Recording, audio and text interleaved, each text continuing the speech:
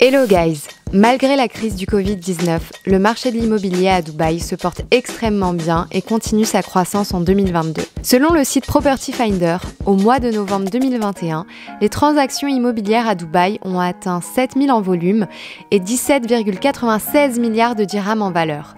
Ça a été le meilleur mois de novembre jamais enregistré depuis 8 ans. On pourrait donc se demander si c'est le bon moment d'investir à Dubaï. Pour répondre à cette question, je suis allée à la rencontre de l'agent immobilier Khadija El Othmani. Khadija travaille depuis plus de 8 ans pour l'agence immobilière Driven Properties, leader dans le domaine du courtage immobilier, l'investissement et le conseil aux Émirats. Khadija a été élue parmi les 7 femmes CEO les plus influentes dans le secteur de l'immobilier au Moyen-Orient. Dans cette vidéo, Khadija nous partage ses meilleurs conseils d'agent immobilier et ce qu'il faut absolument savoir avant d'acheter un bien immobilier à Dubaï. Elle nous emmène également sur l'île de la Palme pour nous faire visiter une villa d'exception et nous vendre un peu du rêve. Assez parlé, je vous laisse désormais découvrir cette interview. Enjoy! Tu m'as dit que tu as commencé à travailler chez Driven en 2014. Quel a été ton parcours à Dubaï? Ce qu'il faut savoir, c'est que lorsque je suis arrivée à Dubaï, je ne parlais pas l'anglais. Donc j'ai eu quand même quelques 2-3 ans de galère parce que ici l'anglais avec les accents, etc. Ce qui fait aussi que moi aussi j'ai un accent assez prononcé français. Ça a été difficile. J'ai fait beaucoup de personal shopping pour des Russes, des femmes d'affaires qui n'avaient absolument pas le temps d'aller faire du shopping. Ensuite j'ai essayé de trouver un appartement meublé avec des meubles sympas et là c'était vraiment super dur. Et je me suis dit, il y a peut-être une idée de business. J'ai commencé comme ça en fait. Et ensuite, on m'a présenté Abdullah, qui est aujourd'hui mon associé. Abdullah, qui est le chairman de Driven. Voilà, du groupe Driven. Je me suis retrouvée propulsée à créer la société avec lui. À l'époque, c'était une toute petite structure, il n'y avait pas beaucoup d'agents, on n'avait pas du tout aucun moyen. Moi, ce que Abdullah m'a apporté, c'était vraiment, il a ouvert son carnet d'adresses. Il avait quelques appartements en location de vacances qu'il gérait tout seul. J'ai repris la chose en main et nous voilà, quelques années plus tard. L'immobilier, c'était pas ta vocation de départ? Absolument pas. J'avais pas une bonne image de l'immobilier. Je sais pas. Je pensais qu'on faisait de l'immobilier parce qu'on savait pas quoi faire. Vraiment, j'ai fait l'immobilier par dépit. Et j'aimais ni l'hôtellerie, parce que c'est la location de vacances, c'est un peu d'hôtellerie quand même. Petit à petit, une passion est née et ça devient vraiment un style de vie. Donc c'était pas du tout une vocation. Et qu'est-ce qui te plaît le plus aujourd'hui? Parce que du coup, tu as continué. Oui, alors j'ai continué, je me suis diversifiée. Ce qui me plaît vraiment le plus, je sais pas, je rencontre vraiment des gens absolument incroyables. Ça peut aller du jeune couple qui vient s'installer, comme à des hommes d'affaires super impressionnants, vraiment, il y a tous les styles, il y en a pour tous les goûts. Et ça, vraiment, de rencontrer des gens tous les jours m'apporte beaucoup. Donc ça me plaît énormément. Et puis il y a un autre côté qui me plaît beaucoup, c'est vraiment l'intérieur design, l'architecture.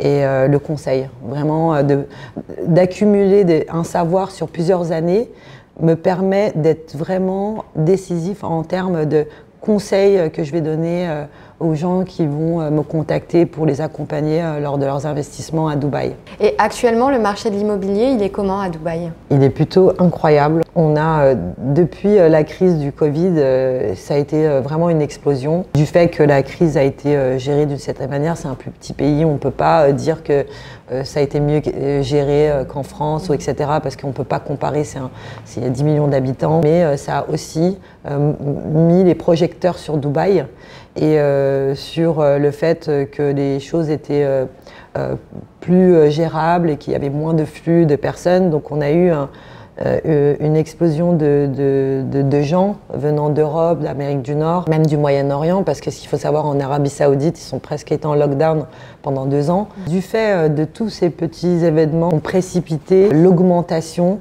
des loyers, le fait qu'il y a eu Expo, le fait que c'est très safe, la criminalité est très basse, et il y a beaucoup de gens qui n'avaient jamais considéré Dubaï.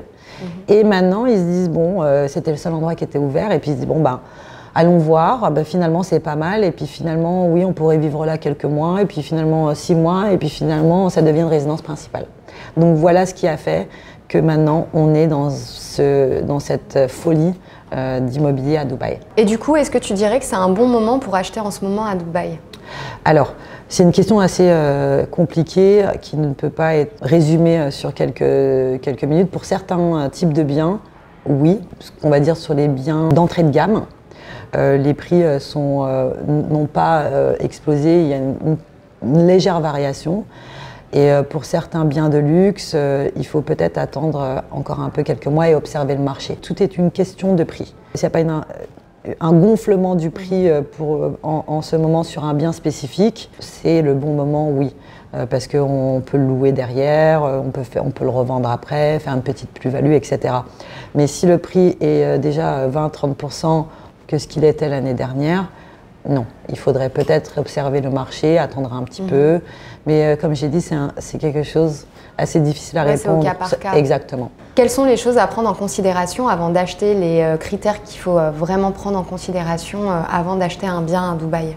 Les critères importants sont s'assurer que le bien est en freehold, parce qu'il y a aussi quelques quartiers qui sont accessible qu'aux GCC, ce qu'on appelle les gens membres des pays du Golfe Council. Le freehold, il n'y a pas de concession et n'importe qui peut l'acheter et il n'y a aucune limite, on est propriétaire à vie. Leasehold, c'est des biens qui ont des concessions soit de 99 ans, soit de 200 ans et que tu dois repayer après la fin du lease, une espèce de franchise pour rallonger la concession de ton bien. Ensuite, s'assurer que le quartier, qu'on est dans un bon quartier, que ça va être un bon building avec des bonnes facilities, ce qu'on appelle une gym bien entretenue, un bon lobby, une bonne piscine. Position géographique dans Dubaï, c'est très important. Et aussi s'assurer que c'est un bien que vous pouvez revendre. Parce qu'il y a certains quartiers où il y a des biens qui vont vous rapporter des bons retours sur investissement avec des locations, mais qui vont être vraiment compliqués pour la revente parce que ce n'est pas des quartiers très connus, etc. D'ailleurs, tu parlais des quartiers. Quelles sont les valeurs sûres selon toi à Dubaï? Alors les valeurs sûres sont bien entendu les quartiers touristiques. Hein, ça c'est vraiment le B.A.-ba. Donc la marina. La marina, voilà. Donc la marina, il faut faire attention, il faut quand même sélectionner quelques buildings parce que parce que certains buildings sont très vieillissants, ne sont pas entretenus, etc.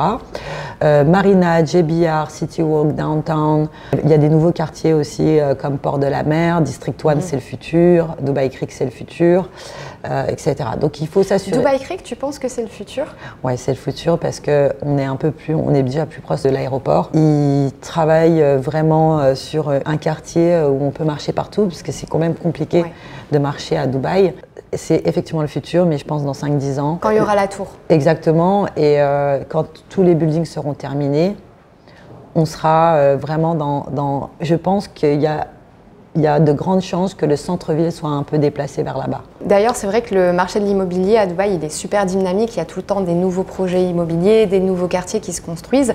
Et est-ce que selon toi, c'est mieux d'acheter un bien déjà construit ou un bien sur plan? Ça dépend vraiment du profil de l'investisseur. Il y a des points, des points positifs et des points négatifs sur les deux types de biens. Un bien sur plan, ça permet peut-être d'acquérir le bien de ses rêves en payant petit à petit, au fur et à mesure de la construction du building. En revanche, un bien qui est déjà prêt, on va devoir payer cash tout de suite, mais en même temps, on va générer des revenus tout de suite. Donc ça dépend vraiment des profils des investisseurs, ce qu'ils peuvent faire à ce moment-là. Mais je pense que le plus important est de se dire, il y a des promoteurs immobiliers ici qui sont plus sérieux et il faut plutôt regarder en se disant quel promoteur va vraiment construire avec des bonnes finitions et vraiment me délivrer mon appartement sans 5 ans de retard, voilà, exactement. Quels sont les promoteurs que tu recommandes à Dubaï? Alors moi, je recommande les promoteurs gouvernementaux comme Miraz, Dubai Holding, Emaar Properties, parce que ce sont des compagnies qui ne vont pas faire faillite, qui ne vont pas disparaître avec l'argent. Ce qu'il faut savoir, c'est que depuis la crise de subprime dans le monde, à Dubaï, il y a eu des lois très très dures pour éviter que les promoteurs disparaissent ou fassent faillite avant la fin de leur projet. Donc maintenant, il y a des lois en place pour protéger les investisseurs et ça, c'est vraiment très important. S'il y a un projet qui s'annule, pour X raisons, ça peut arriver à n'importe quel promoteur, même un promoteur gouvernemental, vous êtes entièrement remboursé. Et ça, c'est des lois qui ont été mises en place pour protéger les expatriés qui viennent investir à Dubaï. Et est-ce que tu dirais qu'il vaut mieux investir dans une résidence principale ou dans un bien locatif? En ce qui me concerne, pour les investissements des Français, comme je suis française, j'essaye de vraiment conseiller les Français pour leur bien immobilier. Déjà, je me renseigne sur le client. Est-ce que c'est votre premier bien, c'est votre premier achat? Est-ce que vous êtes propriétaire en France? Pour moi, c'est très important que mes clients soient propriétaires en France avant d'investir à Dubaï. Pour la simple et bonne raison, c'est qu'on n'est pas émirati et on ne le sera jamais. On est des expatriés et ça, c'est important. Il faut vraiment s'assurer qu'on ne met pas tout l'économie d'une vie quelque part, parce que pour X raisons, ici, on peut être balayé, on peut nous demander de rentrer chez nous. Ça arrive très rarement, bien entendu, mais je préfère que mes clients investissent déjà un bien en France et ensuite ici. Ça dépend si c'est un investissement locatif ou un investissement de résidence principale, ça dépend vraiment de plein de choses, leur budget, leur envie, etc. L'investissement locatif ici marche merveilleusement bien, donc c'est un bon début pour tâter le terrain et voir, bien évidemment, si les gens ont les moyens, de dire est-ce qu'on est capable d'acheter notre résidence principale. On fait l'expérience déjà d'un petit bien et ensuite on se lance sur notre résidence principale. Et je recommande toujours acheter un bien d'abord chez vous, en France, que ce soit français, belge, algérien, marocain, tunisien, luxembourgeois, etc. Un bien chez vous et ensuite regarder à l'étranger. Ok, du coup, tu n'es pas l'agent immobilier qui dit à tout le monde venez, venez, achetez. Non, pas du tout. Je suis vraiment à un stade de ma carrière maintenant où je veux vraiment faire de l'accompagnement, vraiment du conseil en investissement. Et ce qui m'intéresse, c'est vraiment de leur trouver l'investissement qui va leur faire gagner beaucoup d'argent. Plus mes clients vont gagner d'argent, plus je vais en gagner. Et d'ailleurs, pour les personnes qui veulent investir, il y en a aussi souvent qui doivent faire des prêts immobiliers. Ouais. Et comment ça fonctionne les prêts immobiliers à Dubaï? Est-ce qu'il faut un apport minimum? Je vais répondre à cette question parce que, mais vraiment d'une manière simple et préliminaire, on va dire, parce qu'il faut vraiment s'adresser à des professionnels parce qu'il y a beaucoup de cas par cas. Il y a deux manières à Dubaï de faire des prêts, donc soit dans un premier temps, soit en tant qu'expatrié, donc c'est-à-dire vous n'avez toujours pas de visa, vous n'avez pas de société, mais vous le faites par exemple depuis la France et vous voulez acheter un bien à Dubaï. Vous pouvez, dans ce cas-là, faire une demande de prêt. Vous pouvez vous adresser à des banques, à des brokers, etc. Et à ce moment-là, on va vous demander, ils vont vous prêter à hauteur de 50%. Donc ça, c'est une manière de faire un prêt à Dubaï. La deuxième manière, vous vivez à Dubaï, vous générez des revenus. Et là, vraiment, ça va être du cas par cas. Ça peut être de 60, on vous prête 60 à 80%. Et c'est vraiment dépendant de vos revenus, de votre situation professionnelle, etc. Il y a une idée reçue, vous n'avez pas besoin d'être résident à Dubaï pour faire un prêt. D'accord. Donc ça, c'est... Là, tu vois, tu viens de m'apprendre quelque chose que je ne savais pas. Ouais, donc ça, c'est assez important. Et parfois, on me dit c'est plus rapide et plus simple de ne pas être résident. Mais bon, bien entendu, là, on ne prête que 50%, pas plus que ça. D'accord. Mais du coup, il faut un apport. Enfin, tu ne peux pas arriver comme ça et dire prêtez-moi de l'argent. Non, ça n'existe pas ici. Moi, quand j'entends mais j'ai fait un prêt à 90% en France, ça n'existe pas. Et attention, ici, les taux sont super élevés. Donc, on est vraiment plus de 3%, etc., comparé à la France ou ce qui se fait dans d'autres pays. Selon toi, quelles sont les erreurs à ne pas commettre si on veut acheter un bien à Dubaï? Alors, je pense que la plus grosse erreur que les gens font, c'est qu'ils sont très mal conseillés. Arrêtez d'acheter vos biens sur Instagram ou Snapchat Quoi? Il y a des what? Ouais. Il y a des gens qui achètent sur Instagram ou Snapchat? Exactement. Adressez-vous à une agence immobilière parce que ce que les gens oublient quand ils achètent un bien à l'étranger, qu'ils ne vivent pas à l'étranger, ils ne connaissent pas les lois du pays, ils ne savent absolument rien.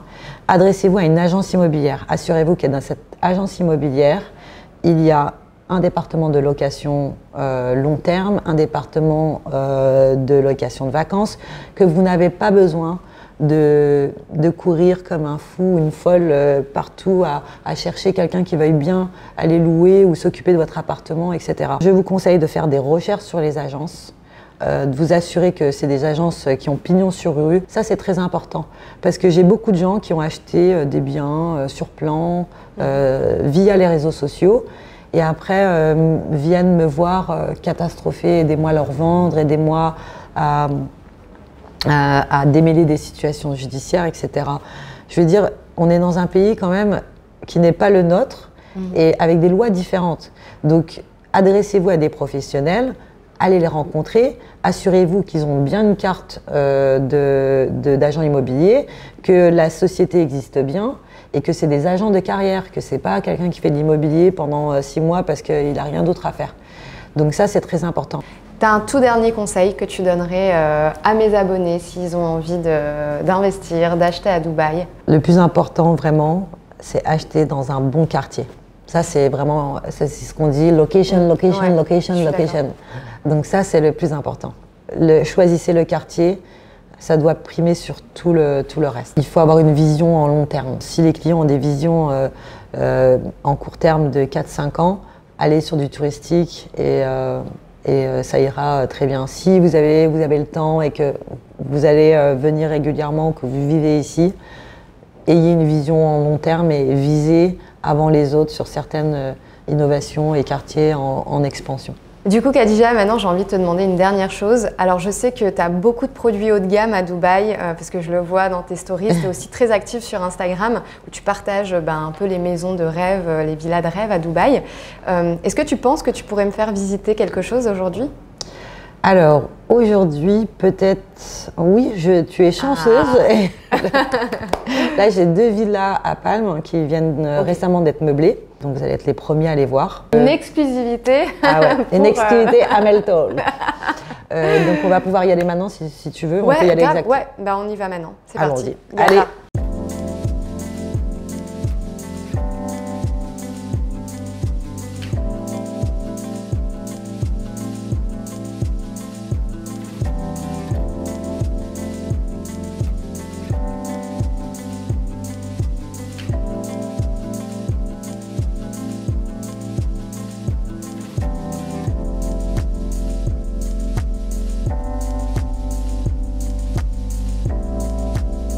À combien on peut la louer cette villa?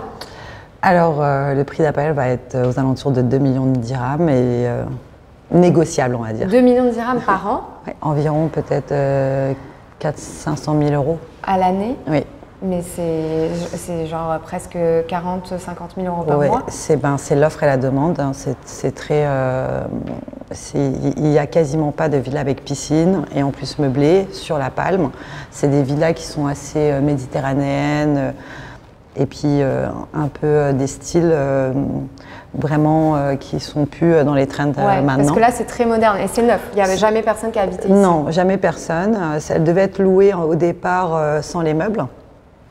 Et ensuite, une question de stratégie, on a décidé de meubler. Là, c'est une villa 5 chambres. Hein, 5 chambres, donc il y a une chambre en bas, une guest room, et il y a 4 au-dessus avec une master bedroom. Mais qui loue ce genre de villa? Parce que 40 000 euros par mois, il faut les avoir. Oui, alors on a des grands chefs d'entreprise, de multinationales, on a des célébrités variées, on a des gens qui ont réussi dans les affaires. Souvent, c'est payé, ce genre de maison souvent est payé par les entreprises pour ces CIO ou des PDG de compagnie. Donc ça, c'est un peu le profil des hommes d'affaires ou des jeunes sportifs de haut niveau. D'accord. Bon, en tout cas, c'est pas mon profil, hein, pas encore. On l'espère, on l'espère. On travaille pour, on travaille pour. Merci beaucoup, Khadija, pour ton temps déjà, parce que je sais que tu es quelqu'un de très, très occupé et pour cette visite. Et c'est moi qui te remercie. Merci d'être passé à l'agence et puis de m'avoir laissé montrer un peu ce qui était une partie de la fourmilière qui est Driven Properties et puis de sensibiliser les gens à l'immobilier à Dubaï. Bah écoute, j'espère que la prochaine fois que je te contacterai, ce sera pour acheter une villa comme ça. Ah bon. Avec grand plaisir, je t'en trouverai une tonne. Ouais, je te fais confiance là-dessus. Et du coup, si mes abonnés veulent te contacter pour des conseils, etc., comment ils peuvent faire? Alors, ils peuvent me contacter par email. Et ils peuvent aussi te suivre sur Instagram, parce que tu es aussi quand même active sur Instagram. Oui, alors sur Instagram, ils peuvent découvrir soit des nouveaux biens, voir un peu la vie d'agent immobilier. Ils verront beaucoup mon fils le matin quand je le dépose à l'école avant d'aller au travail. Ouais. Et je poste pas mal de stories sur les nouveaux biens sur lesquels je travaille et faire découvrir un peu des endroits pas très connus de Dubaï dans l'immobilier. Merci beaucoup Khadija encore une fois de m'avoir accordé du temps. Et les gars, n'hésitez pas à liker, commenter, partager cette vidéo si ça vous a plu, à vous abonner à ma chaîne ou à me suivre sur Instagram. Et je vous dis à très vite pour une nouvelle vidéo. Ciao! Tu peux dire aussi.